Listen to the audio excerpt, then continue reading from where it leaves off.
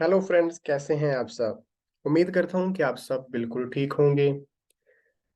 तो अकाउंटिंग की journal entries की सीरीज हमने स्टार्ट की थी, जिसमें हम क्वेश्चन 1 से 7 तक कंप्लीट कर चुके। और आज का हमारा टारगेट है क्वेश्चन नंबर 8 को सॉल्व करना। ये क्वेश्चन थोड़ा सा ट्रिकी होने वाला है, क्योंकि इसमें 1 से 2 ट्रांजैक्शन ऐसी हैं जो कि बिल्कुल आपके लिए न्यू हो सकती हैं, जो मैंने 1 से 7 तक के क्वेश्चंस में 1 से 7 तक के क्वेश्चन में डिस्कस नहीं की हैं। तो अब हम उनको भी देखेंगे। तो इस क्वेश्चन को थोड़ा सा फोकस करके देखिएगा। तो स्टार्ट करते हैं। पहली ट्रांजैक्शन क्या है। Business started with cash 50,000 and building 100,000। इसका मतलब है कि बिजनेस स्टार्ट किया है और उसमें इन्वेस्टमेंट की है 50,000 कैश की, और 100,000 की बिल्डिंग भी इन्वेस्ट की है। ये दो चीजें इन्वेस्ट की हैं, तो इसका मतलब है ये दोनों चीजें बिजनेस में आ रही हैं। तो जो चीज बिजनेस में आ रही है वो हमारे पास होती है डेबिट। और जब हम कोई चीज इन्वेस्ट करते हैं तो वो हमारा सरमाया बन जाता है, वो हमारा बिजनेस का कैपिटल बन जाता है। तो कैपिटल की नेचर होती है क्रेडिट, तो इसलिए हम एंट्री करते हैं जो चीजें इन्वेस्ट की हैं वो डेबिट और कैपिटल क्रेडिट। चलें देखते हैं। सबसे पहले हमने कैश इन्वेस्ट की है, तो कैश होती है डेबिट, तो कैश होगा डेबिट। उसी के साथ बिल्डिंग की भी हमने इन्वेस्टमेंट की है, जिसकी अमाउंट है हमारे पास 100,000 की, तो ये बिल्डिंग भी हमारे पास है डेबिट। और इसी के साथ अकाउंट बनेगा कैपिटल का, क्योंकि यह बिजनेस का कैपिटल है और कैपिटल की नेचर होती है तो क्रेडिट, तो हम लिखेंगे क्रेडिट। अमाउंट से हमारे पास 50,000 की कैश और 100,000 की बिल्डिंग, तो टोटल कैपिटल है 150,000। तो ये थी ट्रांजैक्शन नंबर 1, जो कि इतनी मुश्किल नहीं थी। हमने पहले भी ऐसी ट्रांजैक्शन की हुई है। नेक्स्ट है हमारे पास 1,000 ड्यू फ्रॉम अर्ली और नाउ बैड डेट्स। ये हमने पहले डिस्कस नहीं की हुई। बैड डेट्स होते हैं असल में एक्सपेंसेस। बैड डेट्स का मतलब है कि हमने क्रेडिट पे किसी को भी, इधर अली है तो अली को, हमने क्रेडिट पे अली को चीजें सेल की थी, और अली ने कहा था कि मैं आपको फ्यूचर में, हो सकता है कुछ महीनों बाद, हो सकता है 1 साल बाद, जैसे भी फ्यूचर में उसने वादा किया था कि मैं आपको पैसे दे दूंगा। लेकिन अब क्या हुआ कि किसी भी वजह से अब वो पैसे नहीं दे रहा।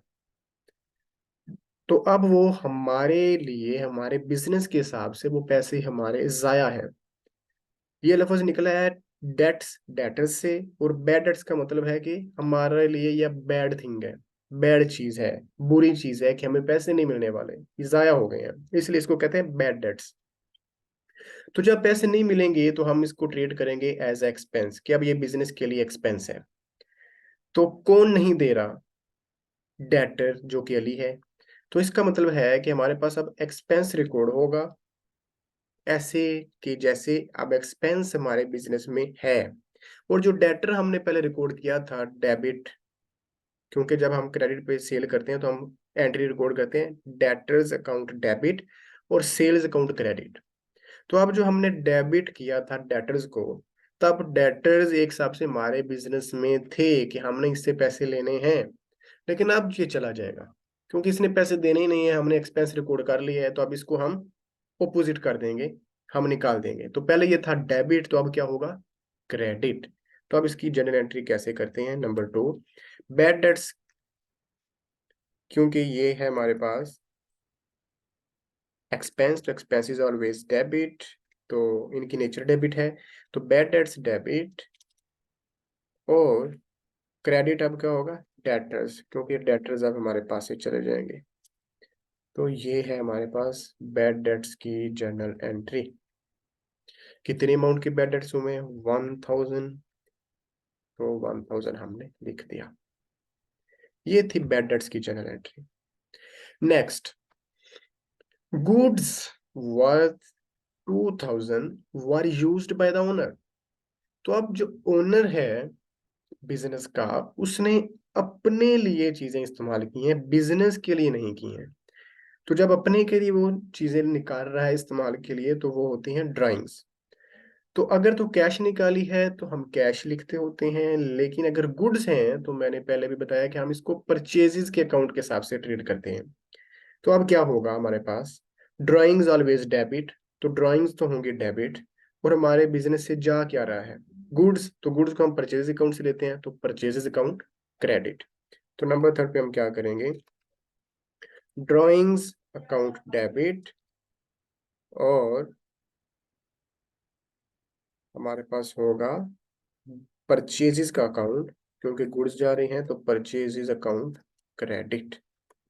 तो ये होगी हमारी जनरल एंट्री, और अमाउंट है 2000 की और 2000 की। Next, charge depreciation at the rate 10% per annum. ये भी एक नई जर्नल एंट्री है जो कि हमने पिछले 7 क्वेश्चंस तक नहीं सीखी।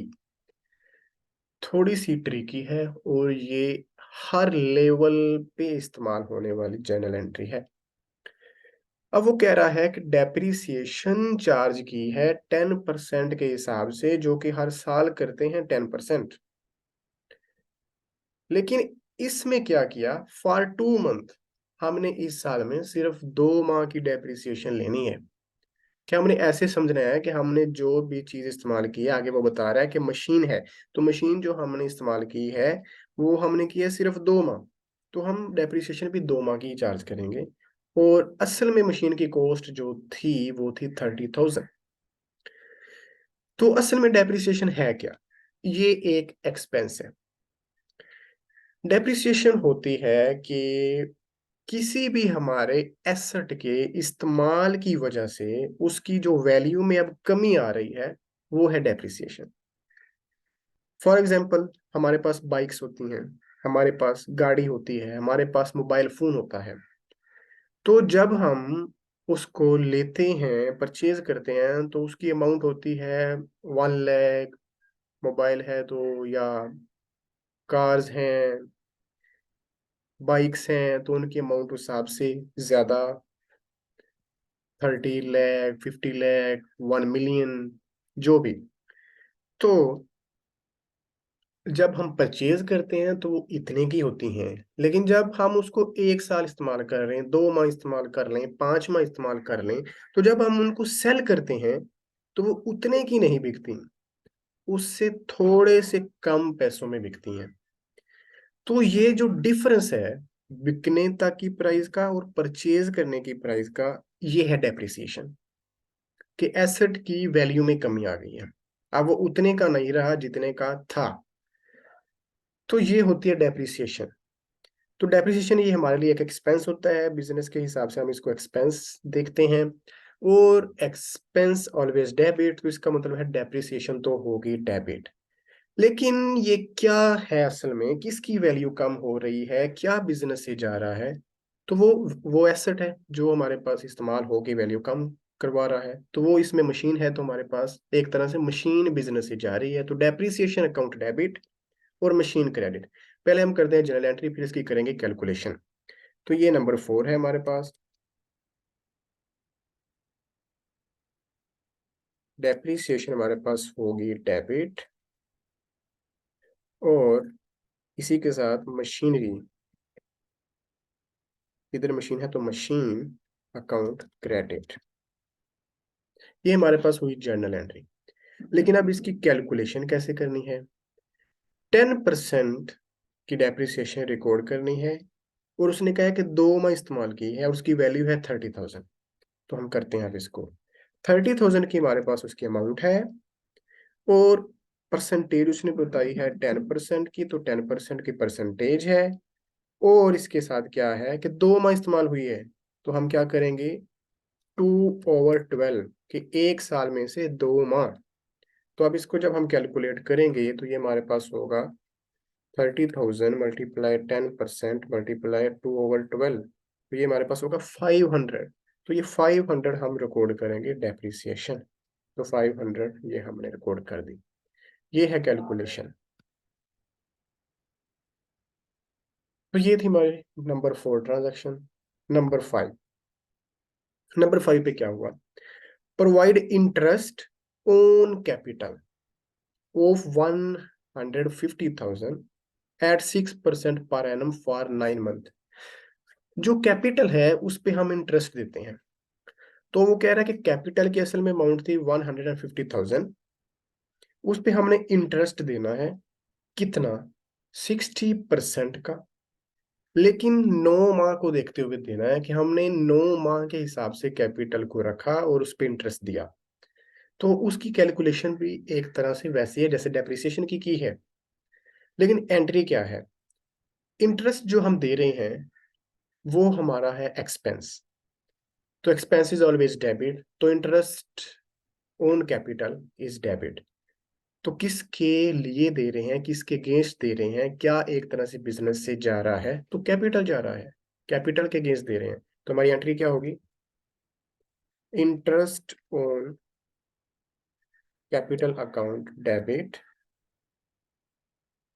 और कैपिटल अकाउंट क्रेडिट।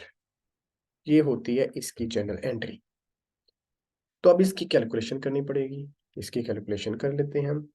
हमारे पास है अमाउंट 150,000 की, मल्टीप्लाई 6% पर एनम उसने कहा तो 6%, और मल्टीप्लाई 9 मंथ्स का है तो 9/12, 12 महीनों में से 9 महीने। तो इसको जब हम कैलकुलेट करेंगे तो हमारे पास होगा 150,000 मल्टीप्लाई 6% मल्टीप्लाई 9/12। तो ये हमारे पास आएगा 6,750। ये हमारे पास होगा, और इधर भी 6,750। तो ये था आज का क्वेश्चन। थोड़ा सा ट्रिकी, 3 ट्रांजैक्शन, एक बैड डेट्स की, एक डेप्रिसिएशन की, एक इंटरेस्ट ऑन कैपिटल की, नई ट्रांजैक्शंस थी जो कि हमने पिछले क्वेश्चन में नहीं देखी। लेकिन आसान है, इतनी भी ज्यादा मुश्किल नहीं है, थोड़ी सी ट्रिकी है बस।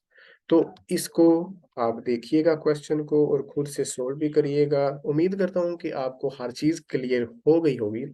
अगर अभी भी क्लियर ना हुई हो कोई चीज तो आप कमेंट बॉक्स में मुझसे पूछ सकते हैं।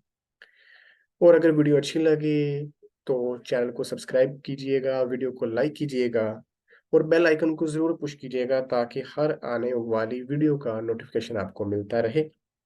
तो मिलते हैं अगले क्वेश्चंस के साथ नई वीडियो में।